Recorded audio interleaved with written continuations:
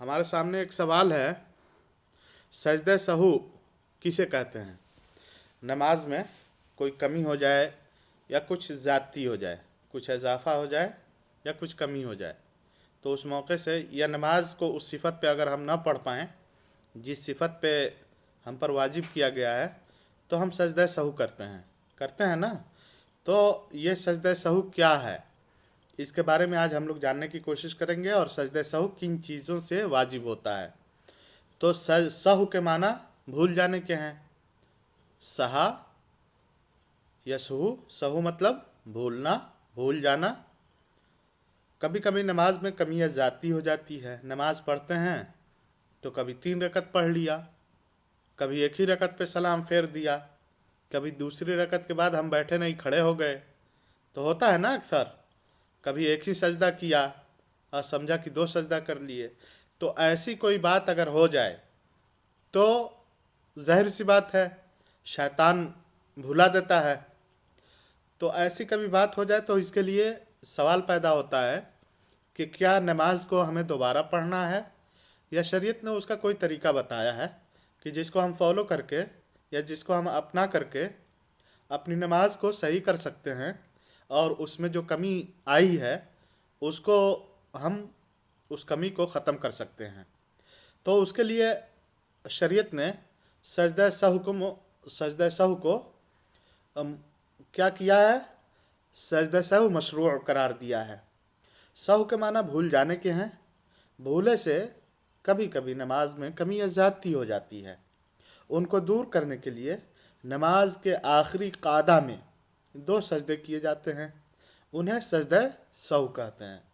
अब सवाल पैदा होता है कि ये सलाम से पहले सजदा करेंगे या सलाम के बाद करेंगे। हाँ, तो अगर इमाम को सलाम से पहले मालूम हो जाए, जैसे मान लिया कि तीसरी रकत के बाद, दूसरी रकत के बाद वो कादा के लिए बैठा नहीं बल्कि खड़ा हो गया, पीछे से मुक्तदियों ने उसको टोक दिया, ठीक है, तो उसको मालूम हो गया, जाहिर सी बात है। तो ऐसी सूरत में क्या करेगा, यानी खड़ा हो गया फिर वो कादा नहीं कर पाया, तो ऐसी सूरत में सलाम फेरने से पहले ही वो सलाम फेरने से पहले ही वो सजदा सहू कर लेगा। लेकिन अगर उसका इल्म बाद में हुआ, सलाम फेर लिया फिर बाद में इल्म हुआ, जैसे 3 रकत पे सलाम फेर दिया और मुक्तदी लोग खामोश हो गए रहे, बाद में उन्होंने बताया कि आपने 3 ही रकत पढ़ाई, तो ऐसी सूरत में क्या करेगा, 1 रकत पढ़ेगा यानी मुकम्मल करेगा चौथी रकत, और उसके बाद वो सलाम फेरेगा, फिर उसी रकत यानी वो रकत मुकम्मल करने के बाद सजदे सहू करेगा।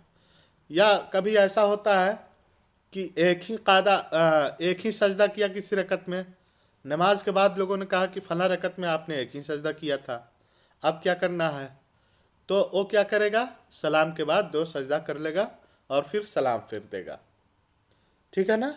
तो ये क्या कहलाता है, ये प्रोसीजर या ये 2 सजदे किस नाम से जाने जाते हैं, जो नमाज में वाक़ई कमी को मुकम्मल करने के लिए पूरे किए जाते हैं, इनको सजदे सहू कहे जाते हैं। अब सजदा सहू किन चीज़ों से वाजिब होता है, इसका जवाब यह है कि किसी वाजिब के छूट जाने से, कोई वाजिब काम है, ज़रूरी काम है, फ़र्ज़ का कोई रुकन है, कोई फ़र्ज़ का, नमाज का कोई वाजिबी काम है, अगर वो छूट जाए तो इस सूरत में हम क्या करेंगे, सजदा सहू करेंगे।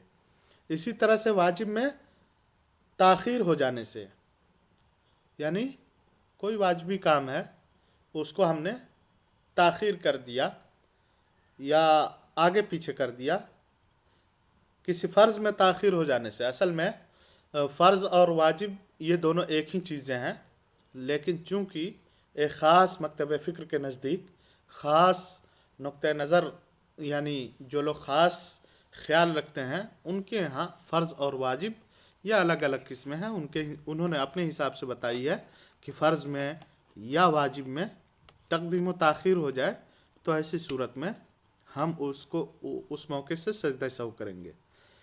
इसी तरह से किसी फ़र्ज़ को मुक़द्दम कर देने से, किसी फ़र्ज़ को मुकर्रर कर देने से, मतलब 2 रुकू कर लिए या किसी वाजिब की कैफियत बदल देने से सजदा सहू वाजिब हो जाता है। तो ये वो सूरतें हैं किताब वाले के मुताबिक जिनमें कि इंसान पर सजदा सहू वाजिब होता है कि अगर ये चीज़ें अगर किसी से हो जाती हैं तो उस पर ज़रूरी है कि वो सजदा सहू करे और उसकी नमाज में जो कमी वाक़ हो गई है उसको दूर करे, क्योंकि इंसान जब सजदा सहू करता है तो वो शैतान पर बहुत गिरा गुजरता है और उसके लिए बहुत भारी पड़ता है। तो यह सजदा सहू है। और उसके बाद हम लोग अबू बकर सिद्दीक़ रज़ियल्लाहु ताला अन्हु के बारे में, यानी तकरीबन बायोग्राफी ऑफ प्रोफेट मोहम्मद सल्लल्लाहु अलैहि वसल्लम एक तरह से ख़त्म हुई। और अब हम लोग अबू बकर रज़ियल्लाहु ताला अन्हु, उमर रज़ियल्लाहु ताला अन्हु, उस्मान और अली बिन अफ़्फ़ान, अली बिन अबी तालिब, यानी 4 खुलफाए राशिदीन के बारे में हम लोग पढ़ेंगे। और आप लोग इसे याद करिए और सुना दीजिए।